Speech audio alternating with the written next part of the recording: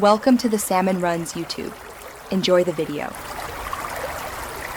You start by confirming essentials, a repo, branch rules, and any secrets. Next, create GitHub/workflows and add SCI, IML to trigger on push and pull request. You should define jobs and choose a runner. Ubuntu latest works for many builds. Pick Windows latest for net. Once done, specify checkout and setup steps so the runner can get your code and language runtime. Make sure to commit the workflow to the repo. This activates GitHub Actions and begins the pipeline. You now implement the middle: compilation, testing, and artifact handling. Start with checkout, then set up the language runtime and install dependencies.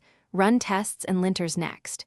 Use a matrix to cover multiple versions in parallel. This catches regressions early.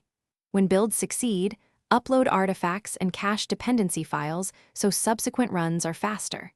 Also add conditional steps for pull requests versus main branch deployments. This reduces noisy deployments. You finish by adding deployment, a deploy job that runs on main after successful build and tests. Use repository secrets for credentials and enable environment protection rules to require approvals if necessary. Once deployed, monitor status checks in pull requests so broken code never reaches production. If something breaks, inspect the job logs, expand step logging, and rerun the failed job. You can also run workflows locally using act to reproduce issues. One key tip: add retry logic for flaky external services to reduce false failures.